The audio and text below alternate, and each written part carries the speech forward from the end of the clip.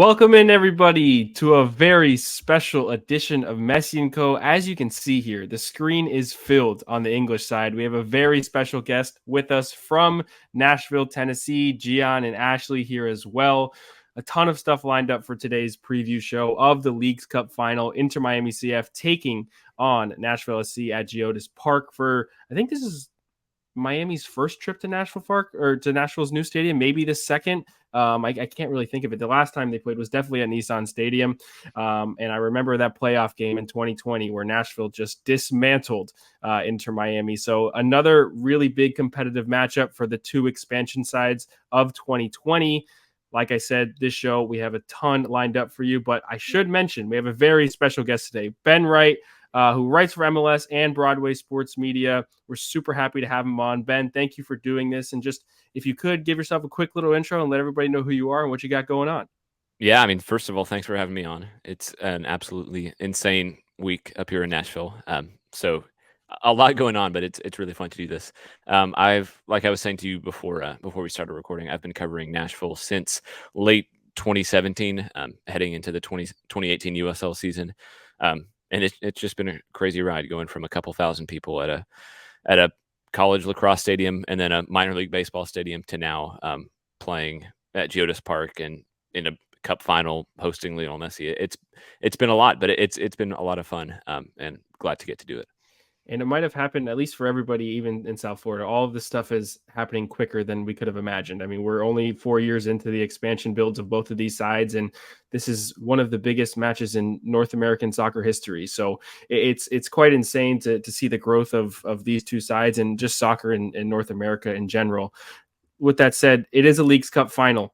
And this is the first time these clubs have been in a Leagues Cup final. This is also the first time these clubs have qualified for the CONCACAF Champions Cup alongside each other, which is another big note to get into that continental competition, which is great because both of these clubs will now have a chance to compete in the Club World Cup if they can advance. So a lot of interesting news and notes. But Ben, I want to ask you first, you were at training this morning with Nashville. And as we get into the preview of this show, I want to ask you, I saw on your Twitter that you said it looked like this was the healthiest that Nashville have been in a while. What are some of the key notes and takeaways that you have from seeing Nashville train this morning going into the final? Yeah, I mean, so they've had a lot of issues, especially kind of in that 6-7 game stretch right before Leagues Cup started. They were struggling. I think they had won one of the 6 games. They had back-to-back losses to Philly and Cincinnati where they had 2 red cards in each. So it was pretty brutal. And I think a lot of that was down to they had a lot of international absences. Anibal Godoy was missing for Gold Cup. Jacob Schaffelberg was gone. Walker Zimmerman was gone for Nations League and then had some injury issues when he came back. Fafa Picault was gone. And so I think they've just been slowly getting those guys back. And getting them all healthy really, I think, coincided with their form to start the Leagues Cup. The big concern heading into tomorrow was that Jacob Schaffelberg, who's been, I think, one of their most dangerous players, he's close to the top of the assist charts for Leagues Cup. And I think he's just been a standout performer. He came off after 17 minutes in their win against Monterrey. He actually injured himself in the build-up to that Hani Mukhtar goal that got disallowed. And so, I mean, anytime you see a guy come off that early, it seems doubtful that he'll play in 3 days. But I mean, he was the first player out on the field today. He was doing all the full team training with Nashville.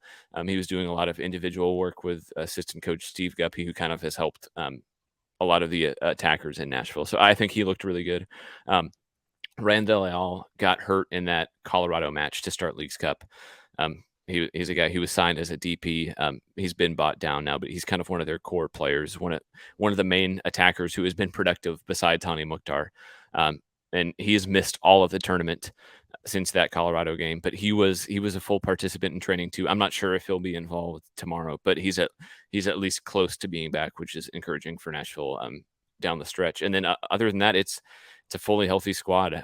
Other than Nick DePuy, who has been on the season-ending injury list since the start of the year. So I think they're completely healthy. It's been the most players available since maybe mid-May. And so I think it's coming at a pretty good time for them. And I think from what I saw today from Miami's training as well, it's about the same. There aren't many injuries that we don't know of that happened. Obviously they've been missing a lot of key players for the majority of the season, but they've picked up steam and have built a cohesive squad, especially in Leagues Cup and rolling through teams. So nothing crazy from Inter Miami training today. I did see that Tomas Aviles was there and a full participant, which Mhm. good, but I don't know if he's actually made the Leagues Cup roster. I don't know if that was possible. Farias was there, as we saw on the bench, but didn't make his debut.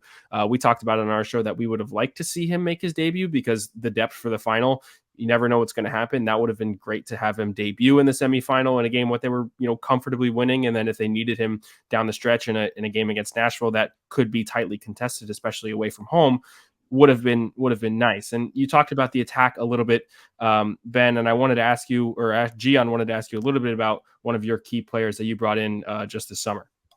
Yeah, Ben, I just kind of wanted to get your thoughts on Sam Surridge. I know that he actually just formed part of the team recently. He came, I believe he arrived in July. He's only played about 104 minutes, but those 104 minutes have been really impactful for you guys. He has had 3 goals, and all of those goals actually have come from Haney. They've all been Haney assists. And going into the America game, Haney only had 1 goal and 1 assist in his previous 10 games. So it's that kind of association between those two has been really important. Haney now has had 2 goals and 4 assists since then. So I want to get your thoughts on how important is it that those 2 players continue to complement each other, especially going into tomorrow's game against Miami. I mean, it's massive. I think that's been the big question for Nashville really since they started in MLS. I mean, I think they started back in 2020 with Don Baggi as their starting striker, which everybody knew was kind of Yeah. what you deal with in an expansion side, temporary.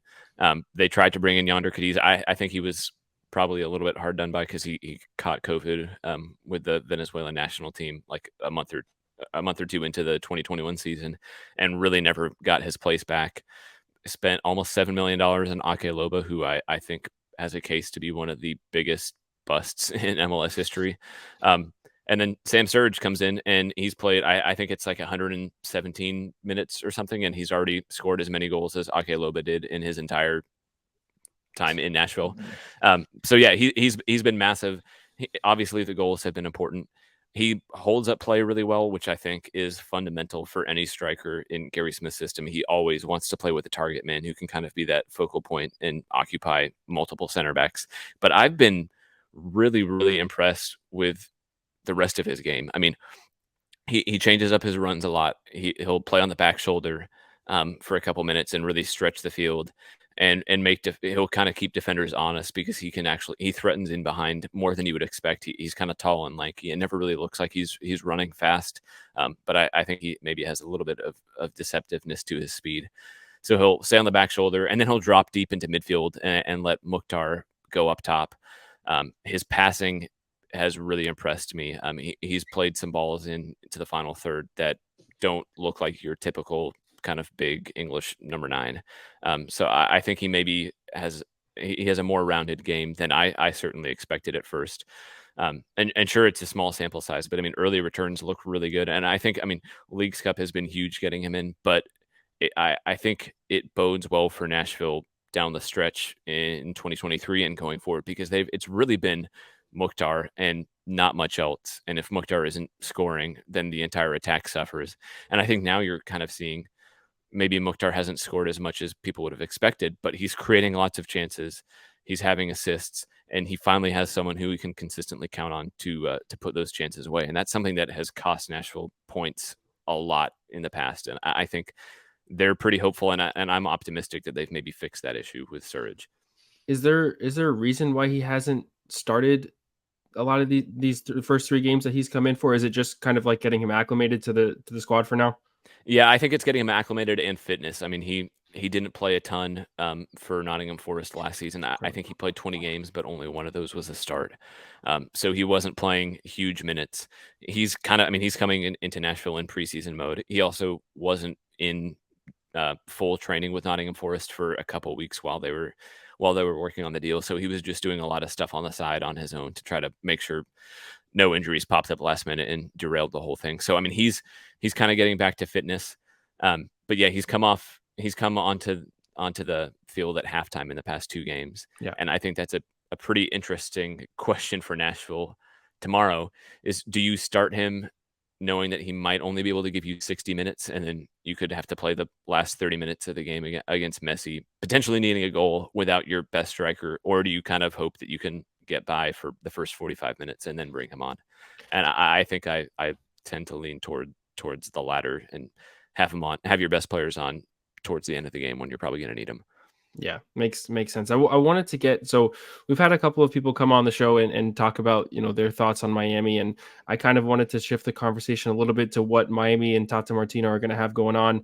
What are your, given what you've seen in Leagues Cup over the last 6 games from Lionel Messi and the squad, is it, how threatening is it to opposing sides for them to be going up against them, especially in a final? Is it something, I mean, this is obviously a team that Nashville has never faced before, even though this will be the club's 9th, I think, game against each other. But this is a totally different side. I mean, everybody said it's been a complete 360.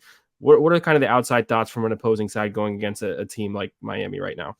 Yeah, I mean, well, I think first I can't think of a bigger shift over like a 3 or 4 week period ever from like any team in any league. Yeah. They were comfortably the worst team in MLS, and I now I think they're the most informed team. What is it? 21 goals in their 6 games. 6 games. Yeah. It's just ridiculous. And I think in a lot of ways it makes sense. I think Chris Henderson just did a fantastic job leaving options open. And maybe it looked bad when they didn't have the final pieces, but I think he was really setting the team up. I think you have strikers in Julian Carranza and Joseph Martinez who can finish. You have guys in midfield like Ian Frey and Benja Kramashi who can do a lot of the running for these players who maybe aren't going to do all the dirty work. And so they let Messi kind of have a free roll. He has finishers in front of him. Robert Taylor has just turned into Angel Di Maria. But I think a lot of the pieces were there, and you just needed those 3 final pieces in Messi and Busquets and Jordi Alba. So I think in a lot of ways it makes sense that they've been good, but yeah, I don't think anybody expected it to happen this quickly. As far as Nashville and how they're feeling, I think they respect Miami for sure.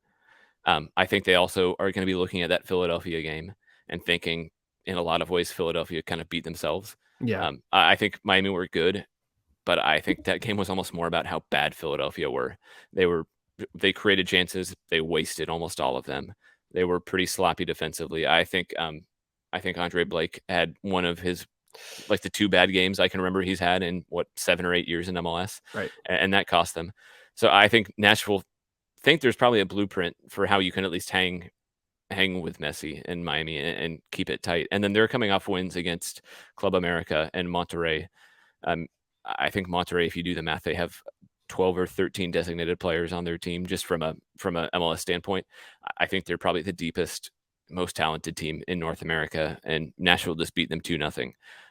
So I don't think they're certainly not looking past Miami at all, and certainly have to go into it with a lot of respect. But I think from their perspective, they're thinking, you know what, we beat Club America, we beat Cincinnati on the road, we beat Monterrey. We can hang with Messi, and so I think they're going to be pretty confident. And let's not forget, I mean, they're a better defensive team than Philadelphia anyway.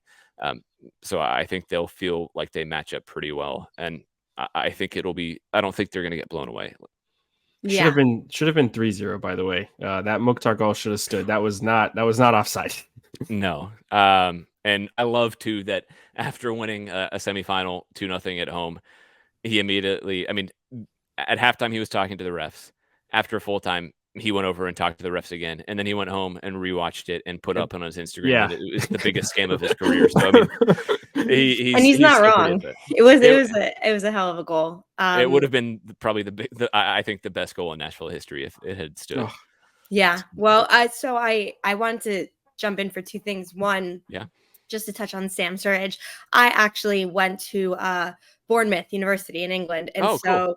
I was an AFC Bournemouth supporter for years, and so I've known Sam for a few years, and he is one of those players who sometimes he doesn't seem like he's like, maybe the most dominant person on the pitch, but when it's his time to make an impact. And when he's given the opportunities, he normally nails them. So I do think it's a great pickup. I'm excited to see what he keeps doing because he did a lot of great things for Bournemouth a few years ago. And then my other question was from, obviously this is the first big, cup final. And so I wanted to know, compared to what maybe normally would be in the air within the Nashville SC community for a final, and just like the excitement building, the fact that you're getting these awesome environments in your stadium, things like that. Do you think Messi has elevated the fact that you're in this final, or do you think you guys would have had the same sort of excitement? Because I think it's a strong fan community, and I guess I'm just curious, like, do you think it's not just, oh wow, we're in our cup final, we're really coming into our own? It's that plus, oh, we have Lionel Messi coming to face us in it. Yeah, I think that's a really interesting question, and I think there are probably, I would say, two aspects to it. First of all, you just have Nashville in a cup final, and I think for them, this is honestly probably better timing than making it to MLS Cup, just because here in Nashville you have the Tennessee Titans, who every time it's MLS Cup playoff times, it's also heading down the stretch in the NFL, and Titans are king here in Nashville, and they just, I mean, like they do anywhere, NFL just dominates NFL the wins, market. Yeah. So I think they would be in a typical playoff run. They would be competing against that. You don't have that right now. It's preseason has barely started. So I think they're kind of the show in town. I mean, the Predators aren't playing in the NHL right now. SEC football hasn't really started either. So it's kind of a sweet spot for Nashville. So I think there probably would be a lot of buzz regardless, just because it's the hot ticket in town right now. And I think Nashville has a pretty strong soccer community. I mean, they get close to selling out Geodis Park pretty much every game. You have 25,000 plus at the stadium. I think in a lot of ways, Messi has elevated that because there's just so much interest. And I think this sounds weird to say, but almost maybe hurt a little bit too, just because the game day experience, I think, might suffer just because of how expensive tickets are and how hard it is for those same fans who have been showing up for this whole Leagues Cup run in MLS to get in the door. So I think there is maybe an element on Saturday where you'll see fans who are showing up for the first time because they're Messi fans and they not necessarily Nashville fans. And I think that's great, but I think it also might be a different vibe and a different atmosphere from what Nashville fans have usually created. So I'm really interested to see what the crowd actually ends up looking like tomorrow, and how bought in they are, and how much Nashville support there is going to be versus kind of just generic. This is Lionel Messi. Let's go check this out for the first time and see what's happening. So yeah, I don't think I have a straight answer for you. No, but I think that's a good answer. Well, yeah. I think we'll see tomorrow, I guess, is the real answer.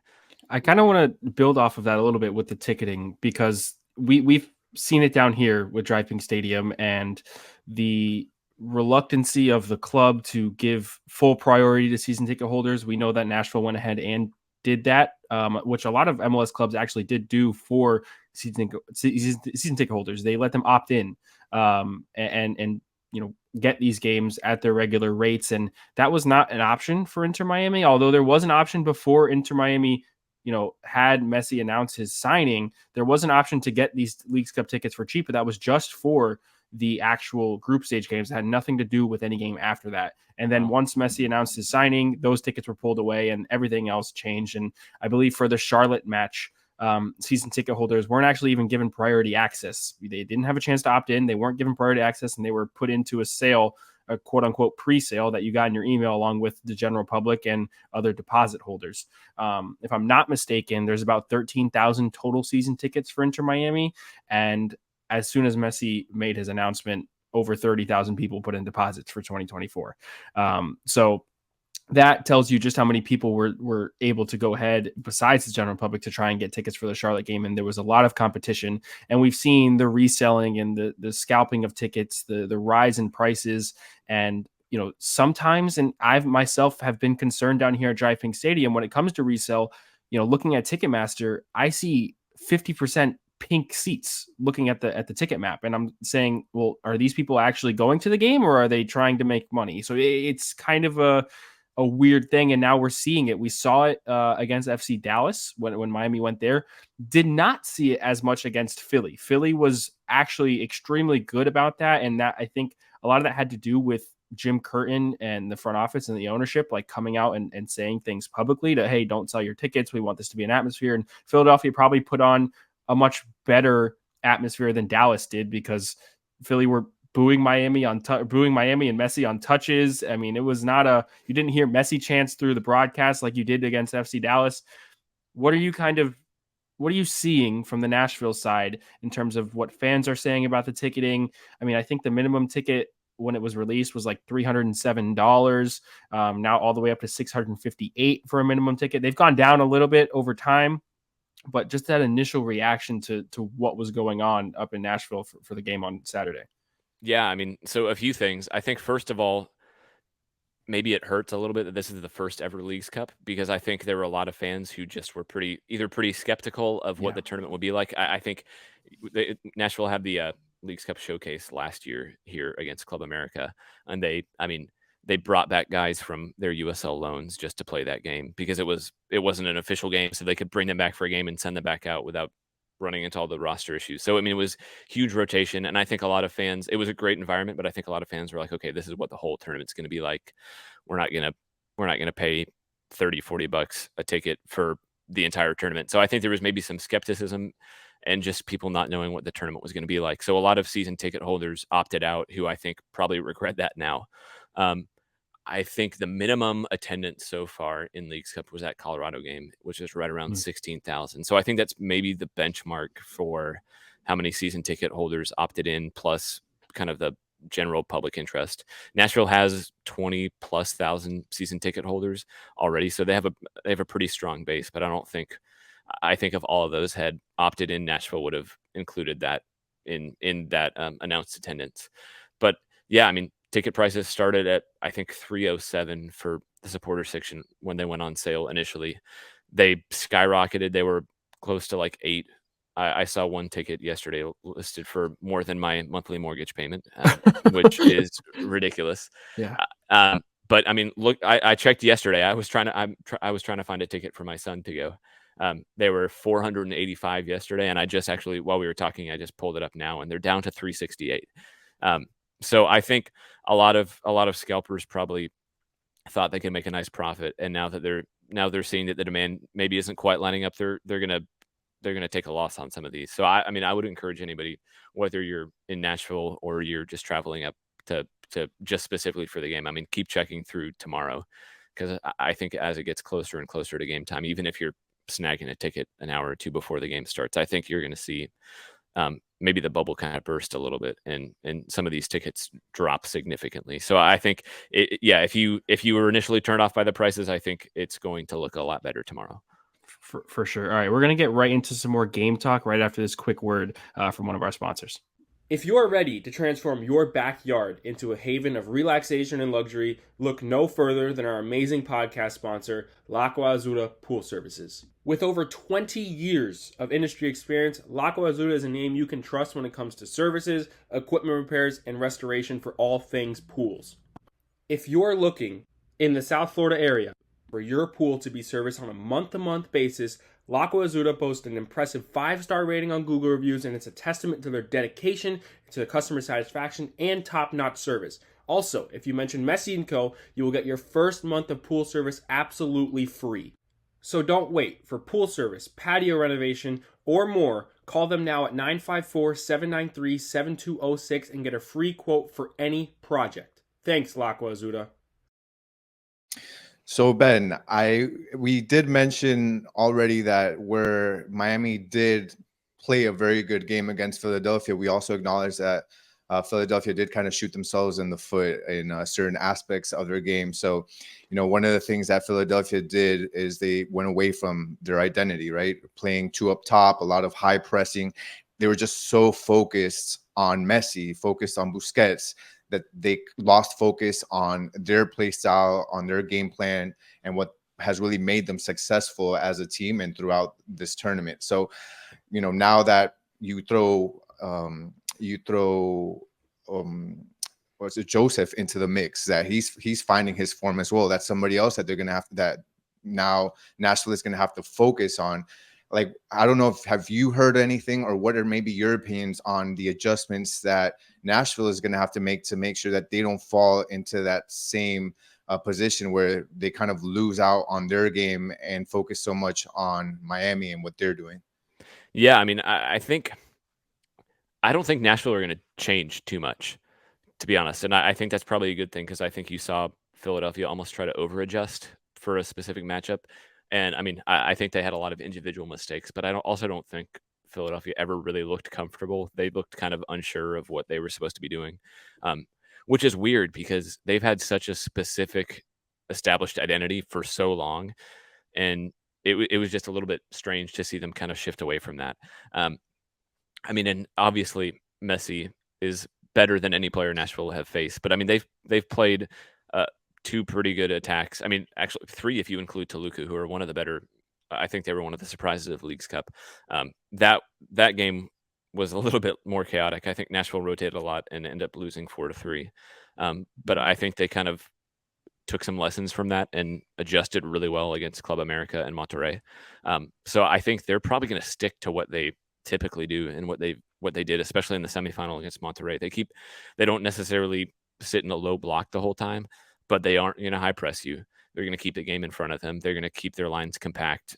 Walker Zimmerman and Lucas McNaught at center back, they'll occasionally push up into midfield and try to win tackles while guys are receiving the ball with their back to goal. So I think they're going to be not aggressive defensively, but I don't think they'll back off Messi. I think at this point they all have talked about how they watched the first 70 minutes of the Philadelphia game before their semifinals started. And so I think they're going to see what happens when you give Messi too much space. I think also not to compare Hani Mukhtar and Lionel Messi, because I think they're two completely different players. But I think what they both do really well is everybody knows with Nashville that Mukhtar is the focal point. Mm-hmm. And I think similar to Messi, he's able to find ways to get into just ridiculous amounts of space, even though everybody knows that he's the guy that you need to be watching. And so I think there might be some aspect of Nashville seeing that every day in training, and having to adjust to that. And so I think I wouldn't be surprised if they put 1 or 2 players specifically, maybe even put a guy like Alex Muil and just say, you know what, you're going to follow Messi around the whole game.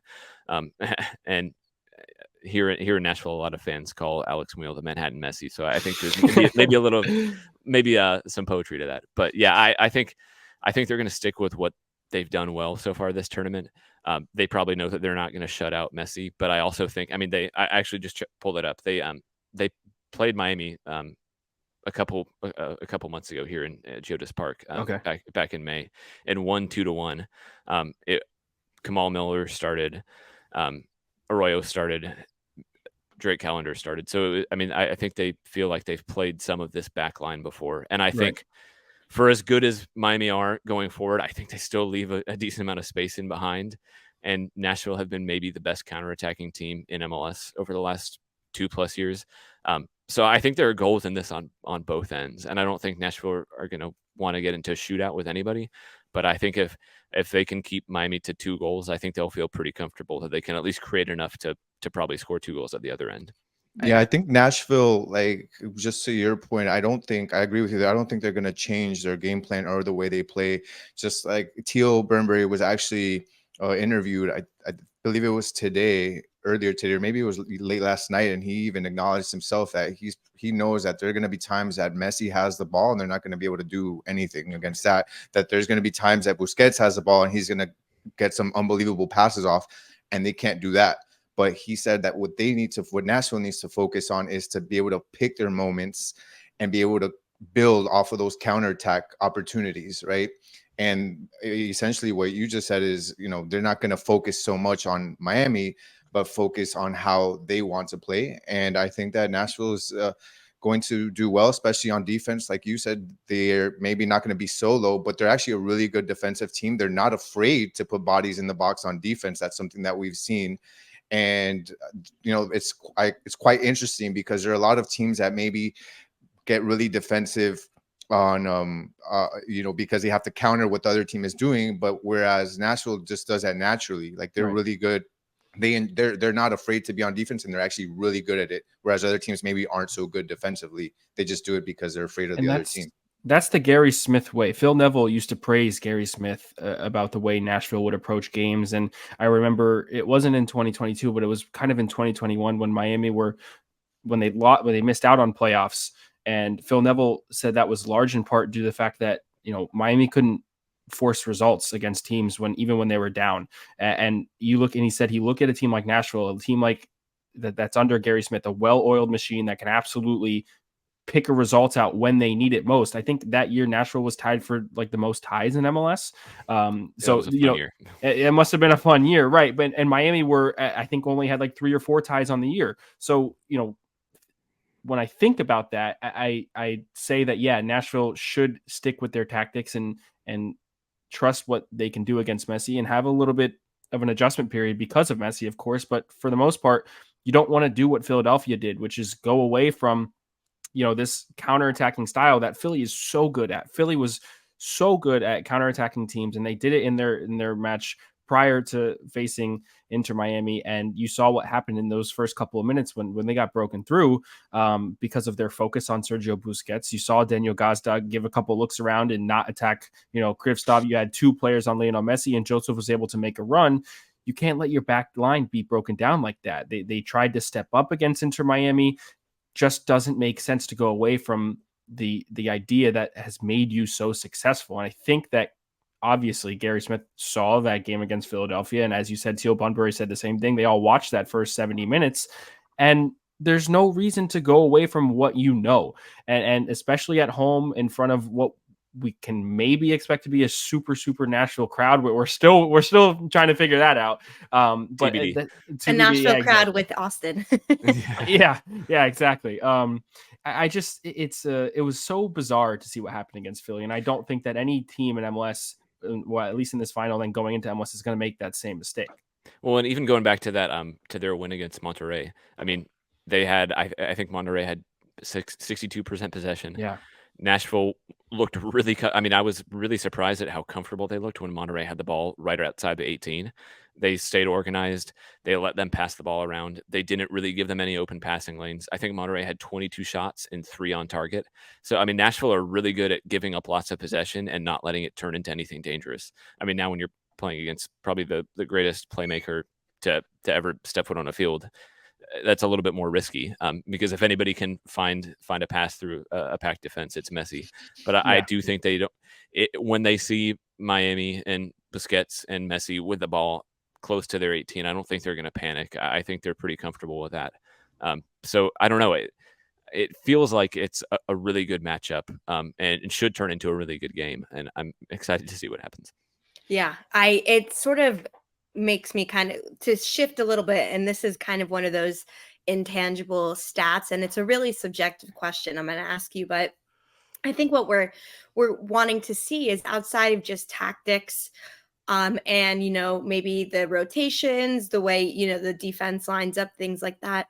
I think when it comes to finals, it's also just a matter of who's going to be like that guy, right? Who's going to be able to step up, who's going to not let the moment be too big for them. And I think what will make this a good match is that both teams have it. I think that with Dallas and Philadelphia, and maybe these were sort of abnormalities compared to how they normally operate, the moment got too big for both of them, because whether it was Messi, whether it was, just like mentally checking out, whatever the case may be, the moment outshined for them. And so with this, I think that, Nashville has enough players where they've been in these moments similar. Obviously this is the first Leagues Cup. It's hard to go against Messi. It just is. I don't really care who you are in the world.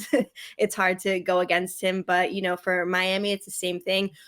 Are they all going to step up to the moment, And so I'm curious, I guess the question is, what do you think about that in terms of like kind of the moment versus the moment, and how much do maybe tactics and rotating and things like that go to the wayside when it comes to those moments where it's just like, all right, well, who's going to step up and who's going to get it done? Yeah, I think Miami obviously have the advantage here because Messi has done it how many times in like cup finals on significantly bigger stages than this. Sergio Busquets, Jordi Alba too. They've all won World Cups, which you can't beat that.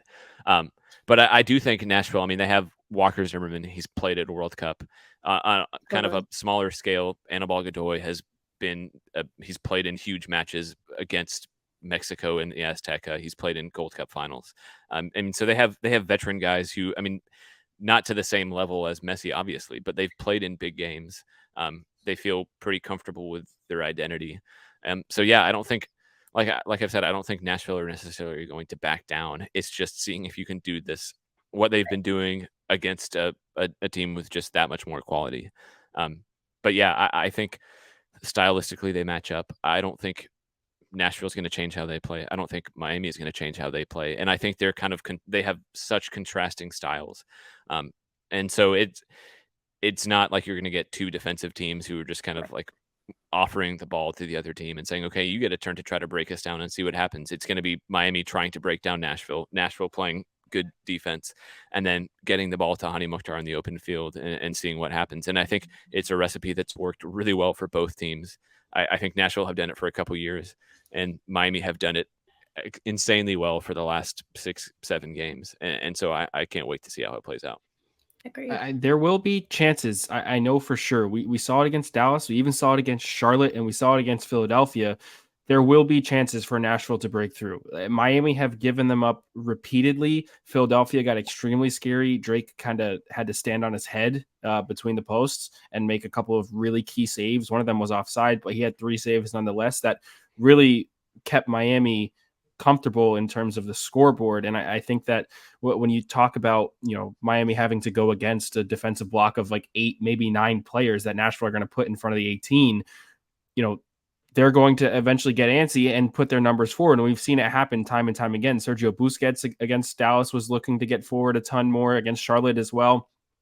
The Dixon Arroyo, Benjamin Kremeshki kind of balance we're still trying to figure out, but we liked what we saw as we talked about in this podcast against Philadelphia. We'll see if that stays intact. But if Miami do have the majority possession, they have been susceptible to giving up counters, whether it's through the middle where Hani Mukhtar may be, or it's down the wings if Yedlin or Jordi Alba are cheating to get forward. So I don't think there will necessarily be a shortage of chances for Nashville. It's not like they're going to come at a plentiful rate, but they will have to be efficient when those times come, because you look at the Philly game. Yes, they gave up goals early, but it's not like they didn't have chances to get back into it.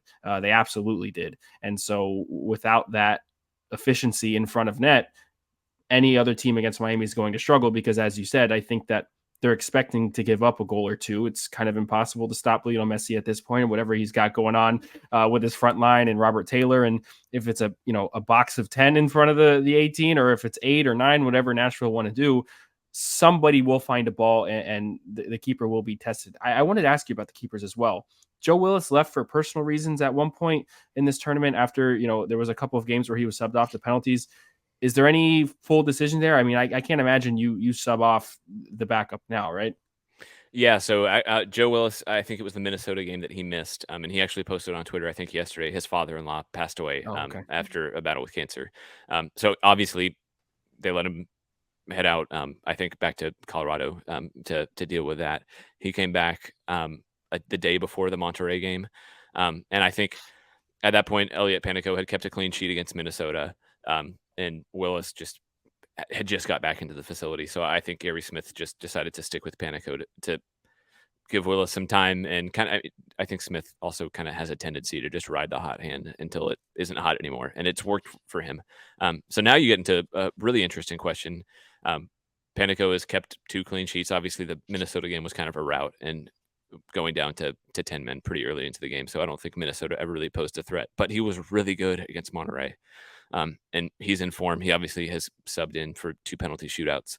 And now, do you take out Elliot Panico, who has been in really good form, for Joe Willis, who has been the guy for 3.5 years, or do you ride with Panico and see what happens? So I don't know how it's going to go. I think I'm probably leaning towards giving Panico another start, just because he's been good and in form. I don't know if there's a wrong choice. And I have no idea which one he's going to go with. So that's going to be, I think, that seeing if Schaffelberg starts and seeing what Smith decides to do with Sam Surridge. I think those are the 3 big questions for Nashville as far as lineups and how they approach the game. So I have one sort of last question, and then if anyone else wants to jump in, they can. And this is more so a bird's eye view question from the MLS overall, because you've been writing for MLS and covering, like you said, for a lot of years now. I want to know if you think that outside of just this game with Nashville, obviously we all have our biases right now of what we want to see happen tomorrow, but just for the league in general, even in these early 6 weeks, do you think that Messi is going to have that positive, lasting impact that's going to help sort of take the league to that next level? We're obviously seeing what's happening with Saudi Arabia. We're seeing that maybe Europe is sort of decentralizing a little bit as being the only place where top talent play. And so just from what you've seen thus far and what you would like to see, I just want to know kind of your overall thoughts on it. Yeah, I mean, I think that is the million-dollar question. And I'm honestly not sure. I don't want it to be the type of thing that Messi comes in here and plays for 2 or 3 years and then leaves, and it's pretty much the same. Right. I don't think that'll happen because I think you have things like Club World Cup coming to the US, Copa America, the World Cup in 2026. So I think you're kind of seeing some back-to-back events on a scale that we haven't really had here before. Obviously 94, but that, I mean, MLS didn't even exist when that happened here in the US. So I think there's a lot of kind of milestone benchmark things that you can hit. I think Europe is decentralizing. I don't know how much that's actually going to impact MLS on a bigger scale. I think maybe a player or two here and there, but I think they're kind of going after a different profile of player. Maybe not those Kylian Mbappe's or Neymar's or those really top end talents. I think they're more going for younger guys like Ricky Pooch, or even guys like Hani Mukhtar, who are kind of in their prime, who have had mild success in Europe, but who come over here and really make their names here. And I think that's kind of more the blueprint that MLS is going to keep following, where you get younger guys play here for 2 or 3 years. And then, you know what, say, if you do well here, we can send you back to Europe, send you to a big team. I mean, Miguel Almiron seems like kind of the goal that they're trying to hit, where you get a guy from South America, give him 2 or 3 years to really play at an MVP level, and then say, you know what, if you do well here, there are going to be top end teams in the Premier League that are interested in you. So I think from a kind of transfer strategy, I think they probably still try to hit that, maybe sprinkling in a few bigger names here or there, but I think that's what they're going to go for. I think the real big question is, if you can turn all these people who are watching the league for Messi into actual MLS fans. Because I think right now you're selling subscriptions to MLS Season Pass because of Messi. People are watching Miami games because of Messi.